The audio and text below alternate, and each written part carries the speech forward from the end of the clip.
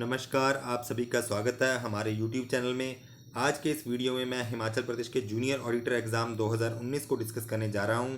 यह exam Himachal Pradesh subordinate service selection board Hamirpur के द्वारा कंडक्ट करवाया गया था। इस पेपर में कुल 170 क्वेश्चन पूछे गए थे।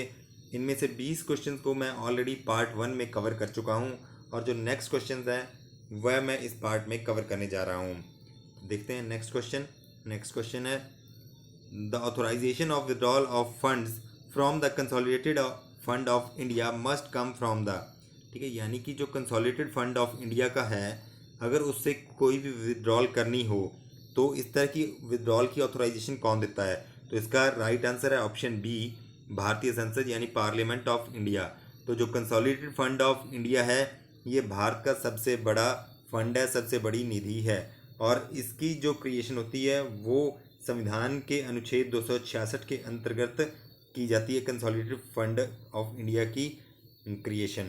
तो जितनी भी हमारी रेवेन्यूज़ होते हैं वो सारे के सारे कंसोलिडेटेड फंड ऑफ इंडिया में जमा रहते हैं, इसलिए इसे पार्लियामेंट की ऑथोराइजेशन के बिना कभी भी निकाला नहीं जा सकता। तो ये आप आर्टिकल भी याद रखें, कई बार आर्टिकल पूछ लिया जाता है। इसके अलावा 267 में कंटिजेंसी फंड ऑफ इंडिया भी है। नेक्स्ट क्वेश्चन है, after the general election the protem speaker is, जब भी जनरल इलेक्शन कभी होता है लोकसभा का तो उसके बाद प्रोटेम स्पीकर कौन होता है? प्रोटेम स्पीकर होता है, इसमें राइट ऑप्शन है ऑप्शन सी, लोकसभा का सर्वाधिक वरिष्ठ सदस्य, जो कि सबसे ज़्यादा बार जिसने लोकसभा का इलेक्शन जीता हो उसे प्रोटेम स्पीकर बना दिया जाता है। दरअसल जब नई लोकसभा एंटर करती है, लोकसभा में नए लोग जब भी जनरल इलेक्शन के बाद लोकसभा में जाते हैं तो जो पुराने वाला स्पीकर होता है, जो कि लोकसभा भंग हो चुकी होती है, वो अपना ऑफिस छोड़ देता है स्पीकर, और सीनियर मोस्ट जो आदमी है उसे प्रोटेम स्पीकर का काम थोड़े टाइम के लिए दिया जाता है ताकि लोकसभा के नए मेंबर्स को शपथ दिलाई जा सके और नए स्पीकर और डिप्टी स्पीकर का चुनाव किया जा सके। उसके बाद प्रोटेम स्पीकर का काम खत्म हो जाता है। नेक्स्ट क्वेश्चन है, who among the following appoints the chief justice of India? निम्न में से चीफ जस्टिस ऑफ इंडिया को कौन अपॉइंट करता है? तो यह भारत के राष्ट्रपति चीफ जस्टिस ऑफ इंडिया को अपॉइंट करते हैं और उसे शपथ भी दिलवाते हैं। तो वर्तमान में जो भारत के चीफ जस्टिस ऑफ इंडिया है वो भी आप नाम याद रखें, ठीक है जी, S.A. बोबडे, ये भी पूछ लिया जाता है। और जो first chief justice of India थे कैनिया, वो भी आप नाम याद रखें। हिमाचल के चीफ जस्टिस जो वर्तमान है और पहले थे उनका भी आप नाम याद रखिएगा। Next question, which of the following states has the largest number of seats reserved for the scheduled tribes in Lok Sabha? Lok Sabha में शेड्यूल्ड ट्राइब्स के लिए सबसे ज़्यादा सीटें किस राज्य में रिजर्व्ड हैं? तो इसमें राइट ऑप्शन है ऑप्शन डी, मध्य प्रदेश। मध्य प्रदेश में 6 सीटें शेड्यूल्ड ट्राइब्स के लिए रिजर्व्ड हैं लोकसभा के लिए। नेक्स्ट क्वेश्चन है,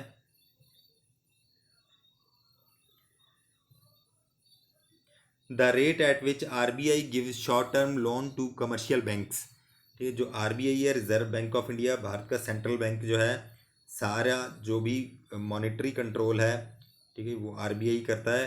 तो RBI ने अलग अलग RBI के मैकेनिज़्म हैं, अलग अलग रेट्स हैं जिसके द्वारा ये जो है पैसे का फ्लो मार्केट में कंट्रोल करता है। ठीक है जी, तो इसमें पूछा गया है कि तो ये जो नीचे ऑप्शंस दिए गए हैं ये सारे अलग अलग तरह के मैकेनिज़्म हैं RBI के पास जिसके द्वारा RBI मनी का फ्लो कंट्रोल करता है। तो क्वेश्चन है, the rate at which RBI gives short term loan to commercial banks. Commercial banks जो हैं उनको RBI शॉर्ट टर्म लोन देता है किस रेट के अंतर्गत? तो ये है रेपो रेट। ये जितनी भी रेट्स हैं, repo rate, bank rate, cash reserve rate, reserve repo rate, ये आप सारा पढ़ें कि कौन सी रेट क्या है, इनमें क्या अंतर है। नेक्स्ट क्वेश्चन है, which is actively involve in drafting the union budget of India. ठीक है, union budget of India actively किसके द्वारा ड्राफ्ट किया जाता है? तो इसमें राइट ऑप्शन सी, वित्त मंत्रालय। नेक्स्ट क्वेश्चन है, stand up India scheme is associated with.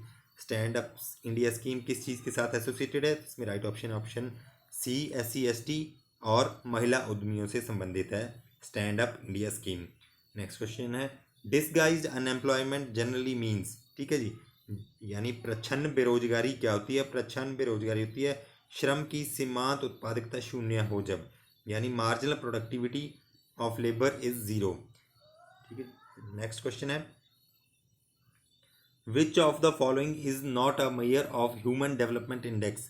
HDI जो है ह्यूमन डेवलपमेंट इंडेक्स का मेजर कौन सी चीज़ नहीं है? HDI से भी बहुत बार क्वेश्चन पूछे जाते हैं, इंडिया का रैंक पूछ लिया जाता है, तो इसमें राइट ऑप्शन है लिंग अनुपात। ठीक है जी, लिंग अनुपात जो है वो HDI का मेजर नहीं है, जबकि जीवन प्रत्याशा लाइफ एक्सपेक्टेंसी एट बर्थ ये आपका HDI का मेजर है, HDI में कैलकुलेट किया जाता है। ठीक है, लिटरेसी रेट के आधार पर भी HDI कैलकुलेट किया जाता है, ग्रॉस एनरोलमेंट स्कूल में कितनी है उसके आधार पर भी HDI जो है कैलकुलेट किया जाता है, human development index. Next question है, first satellite which was designed and fabricated in India was. ठीक है, भारत में जो पहला सैटेलाइट निर्मित था, ठीक है, उसका क्या नाम था? उसका नाम था आर्यभट्ट। नेक्स्ट क्वेश्चन है, which of the following is electromagnetic in nature. निम्न में से कौन सी रेज जो हैं वो इलेक्ट्रोमैग्नेटिक होती हैं? तो यह सभी इलेक्ट्रोमैग्नेटिक रेज होती हैं। Alpha rays, gamma rays, infrared rays, ये सभी जो हैं इलेक्ट्रोमैग्नेटिक होती हैं नेचर में। नेक्स्ट क्वेश्चन है, containers used for transporting strong acids are made of. ठीक है, स्ट्रॉन्ग एसिड्स किस कंटेनर में ट्रांसपोर्ट किए जाते हैं? तो इसका राइट ऑप्शन है पॉलीइथिलीन। जो भी पॉलीइथिलीन से कंटेनर बने होते हैं उन्हीं में स्ट्रॉन्ग एसिड को ट्रांसपोर्ट किया जाता है। नेक्स्ट क्वेश्चन है, which element plays an important role in blood clotting.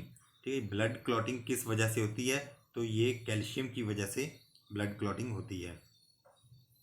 जो निम्नलिखित में दिया गया है इनमें कैल्शियम की वजह से ब्लड क्लॉटिंग होती है। Which of the following disease is a contagious disease. ठीक है, सांसर्गिक डिजीज कौन सी है निम्नलिखित में से? वो है डिप्थेरिया। ऑप्शन सी इसमें राइट ऑप्शन है। अगले आपके रीजनिंग के क्वेश्चन आ गए हैं। नेक्स्ट क्वेश्चन आपका जो जीके का है वो हिमाचल जीके से आ गया है। The first member of Rajya Sabha from Himachal Pradesh. Himachal Pradesh से राज्यसभा का पहला मेंबर कौन था? इसमें राइट ऑप्शन है option D, Chiranji Lal Verma. Next question है, Lama lake is situated in which district of HP। Lama lake Kinnaur district में सिचुएटेड है। नेक्स्ट क्वेश्चन है, which of the following projects is related with Chenab river. Chenab river से रिलेटेड कौन सा प्रोजेक्ट है? ठीक है, चिनाब रिवर से किलाड़, सिसु, थिरोट, ये सभी जो हैं ये सभी प्रोजेक्ट चिनाब रिवर से रिलेटेड हैं।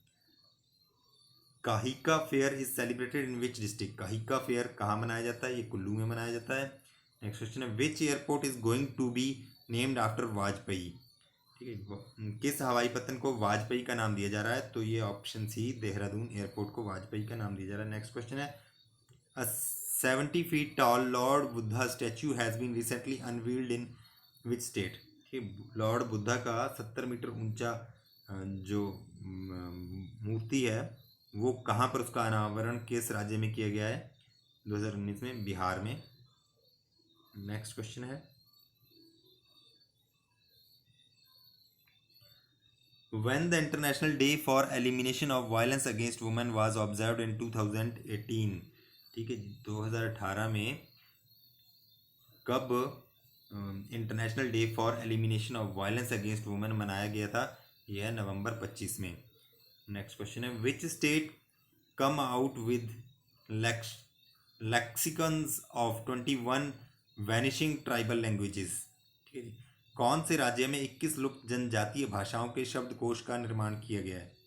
ठीक है, जो जनजातीय भाषाओं का शब्दकोश का निर्माण किया गया है, जो जनजातीय भाषाएं लुप्त होने की कगार पर है, और ये शब्दकोश उड़ीसा राज्य में इसका जो है निर्माण किया जा रहा है। नेक्स्ट क्वेश्चन है, meaning of the idiom to snap one's fingers at. तो ये जो है इंग्लिश का आपका क्वेश्चन आ गया, ऑप्शन डी इसमें सही है। ठीक है, तो इस तरह से ये इंग्लिश हिंदी के क्वेश्चन है, लास्ट में आप देख सकते हैं। आपको ये पूरा पेपर पढ़ना है तो आप हमारी वेबसाइट में जाके भी पढ़ सकते हैं, hpgkmocktest.com पर जाके भी पढ़ सकते हैं। और वीडियो इसी तरह की वीडियोस देखने के लिए, प्रीवियस ईयर्स के क्वेश्चन पेपर्स देखने के लिए, पढ़ने के लिए लाइक करें, शेयर करें, सब्सक्राइब करें हमारे यूट्यूब चैनल को। और अगर आपका कोई सवाल हो तो आप हमें पूछ सकते हैं कमेंट बॉक्स में भी। धन्यवाद।